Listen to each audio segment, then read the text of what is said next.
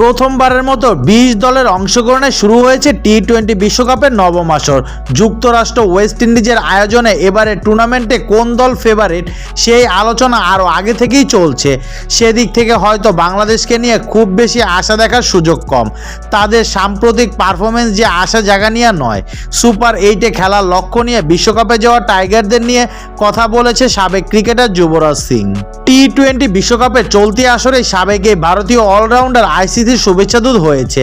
বিভিন্ন দলের বিষয়ে মন্তব্য করার এক পর্যায়ে তিনি বাংলাদেশের সম্ভাবনা নিয়েও কথা বলেন। সেখানে যুবরাজ জানায়, টাইগারদের সামর্থ্য থাকলেও ধারাবাহিকতার যথেষ্ট অভাব রয়েছে।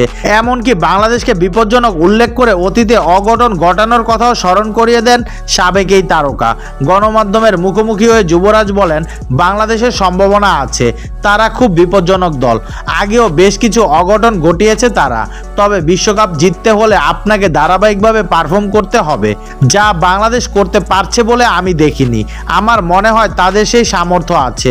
আপনাদের অপেক্ষা করতে হবে এবং দেখতে হবে। সংক্ষিপ্ত ফরম্যাটে সর্বোচ্চ টুর্নামেন্টটিতে এবার কারা ফেভারিট সেটিও জানান বাঁহাতি এই ব্যাটার। সেমিফাইনালে কারা খেলবে এমন প্রশ্নের জবাবে তিনি বলেন, ভারত, ওয়েস্ট ইন্ডিজ, পাকিস্তান এবং অস্ট্রেলিয়া। তবে যুবরাজের নজর ভারত পাকিস্তান ম্যাচের দিকে। আমি সেদিকেই তাকিয়ে আছি।